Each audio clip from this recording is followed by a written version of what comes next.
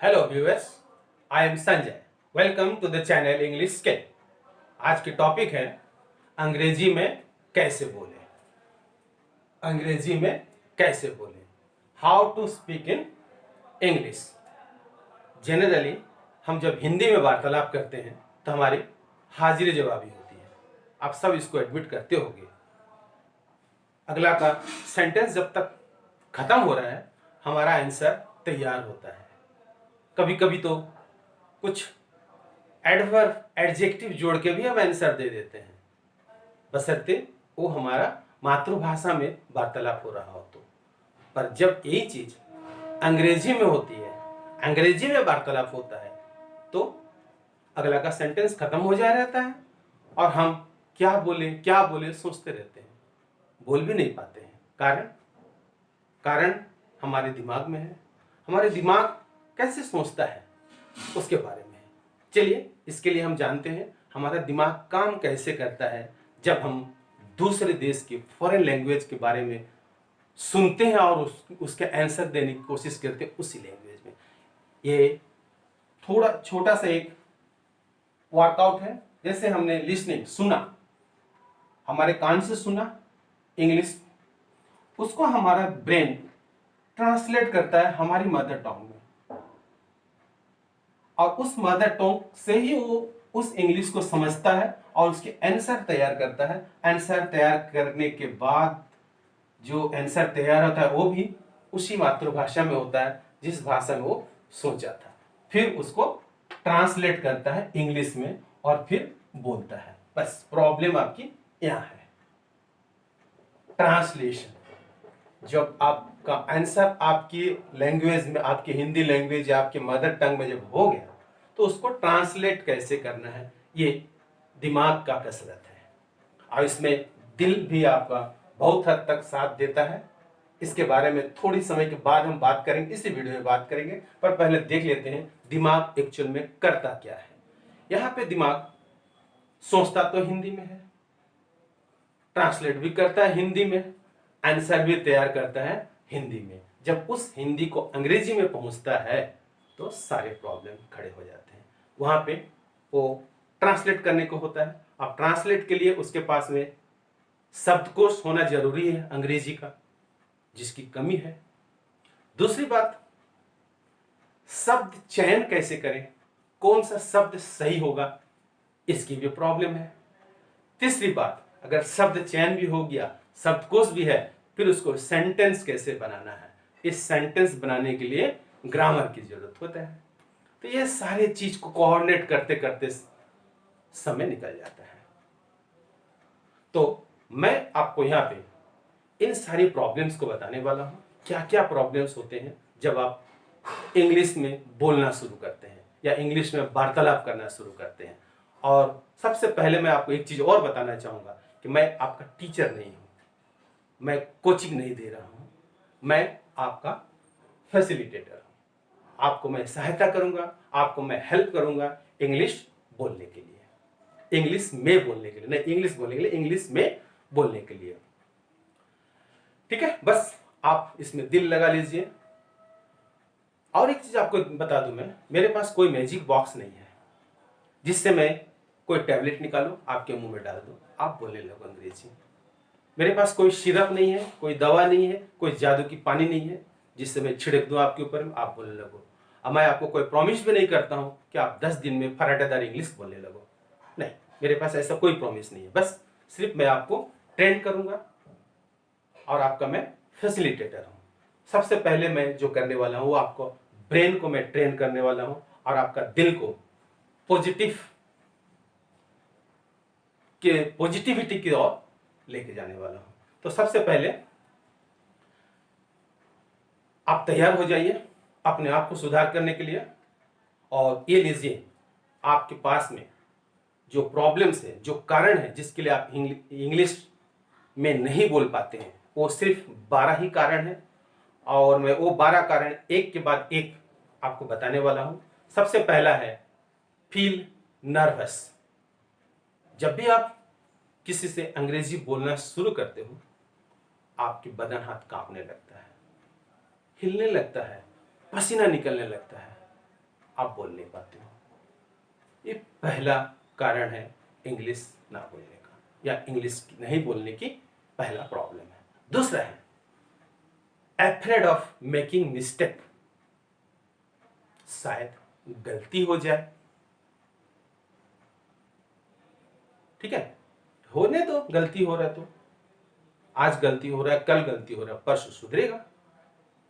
तीसरी प्रॉब्लम जो है आपकी वो है हेजिटेशन टू स्पीक। आपको आ रहा है, आप बोल भी सकते हो, आपके पास वर्ड्स पावर है, आपके पास शब्दकोश है, शब्द चयन है, पर आप हेजिटेट करते हो। चौथा कारण है मान लो मैं बोलता हूं और गलत हो जाता है, अगला क्या सोचेगा, सोचने दो ना भाई, वो क्या सोचेगा, वो सोच के कर भी क्या लेगा। पांचवा कारण है मैं बोल तो दूं इंग्लिश, पर अगला मुझ पे हंसने लगेगा, मुझे इंसल्ट करेगा, है ना। द अदर में लाफ एट और insult me, this the fifth problem आपकी है। छठवां है नॉट हैविंग पॉजिटिव एटीट्यूड। आपका जो एटीट्यूड है, राइट, मनोदृष्टि है, आपका रवैया है, वो सही नहीं है। आप दूसरे के रवैये के बारे में सोच रहे हो, वो इंसल्ट करेगा, वो हंस देगा, वो मुझे टीच करेगा, ये सब आप उसकी मनोदशा के बारे में सोच रहे हो। पर आप अपनी मनोदशा के बारे में सोचिए, अगर आप अंग्रेजी ठीक से बोलेंगे तो फिर क्या होगा। ठीक है, तो ये रही आपकी नॉट हैविंग पॉजिटिव एटीट्यूड। सातवां कैरेक्टर जो है lack of positive body language. Body language सबसे इंपॉर्टेंट चीज है, आपकी शारीरिक भाषा। आपकी अगर शारीरिक भाषा सही नहीं है तो आपकी जो मुंह से जो शब्द निकलेंगे वो सही नहीं निकलेंगे। शारीरिक भाषा तभी सही होता है जब आप सब चीज की जानकारी रखते हो, आप अपने आप में स्ट्रांग होते हो। तो ये रही आपकी शारीरिक भाषा, इसको भी ठीक करना है। लैक ऑफ कॉन्फिडेंस, आपके आत्मविश्वास की कमी, यह है आपके आठवां कैरेक्टर्स।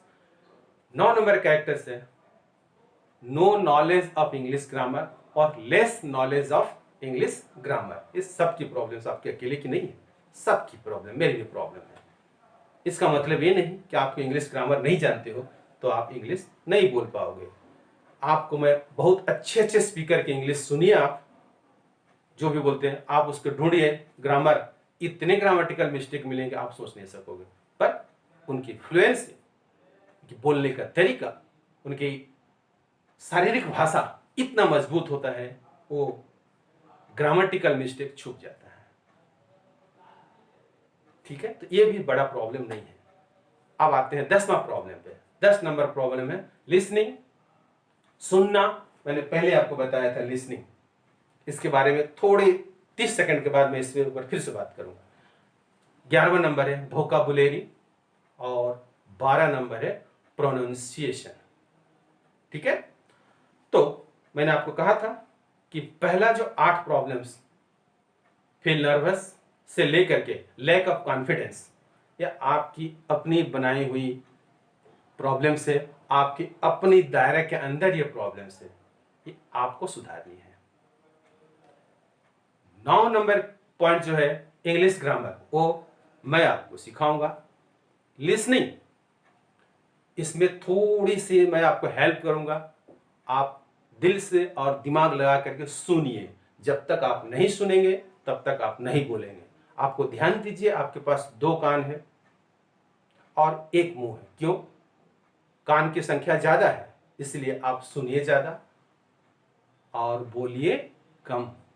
पर जब जो भी बोलिए सटीक बोलिए, क्योंकि आप जो मुंह से बोलते हैं वो बिल्कुल एक बंदूक से निकली हुई गोली है, जो गोली कभी वापस नहीं आएगी। इसलिए बोलने से पहले सोचिए, समझिए, फिर बोलिए।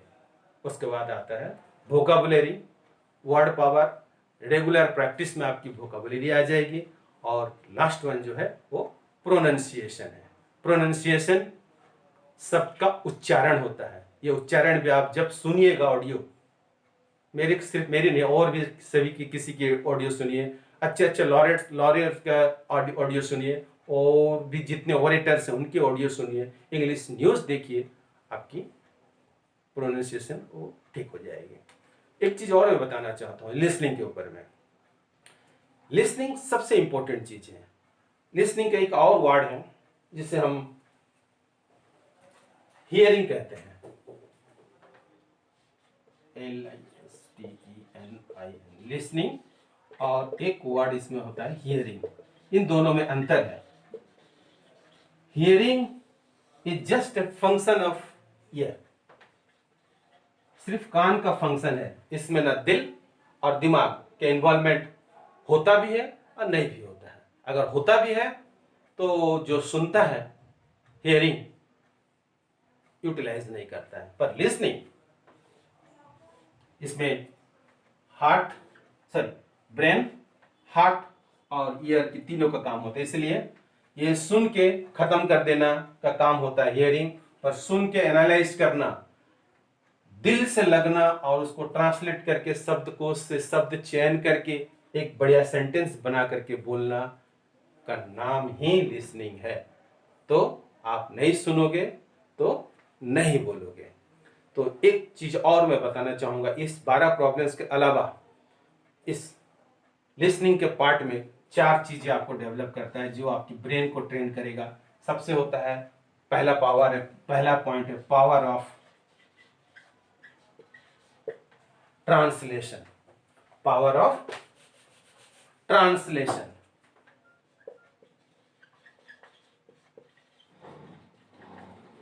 दूसरा है आपका वर्ड पावर।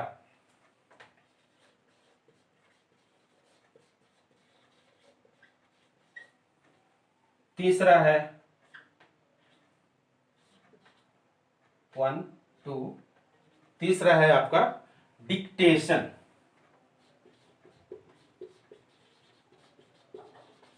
और चौथा है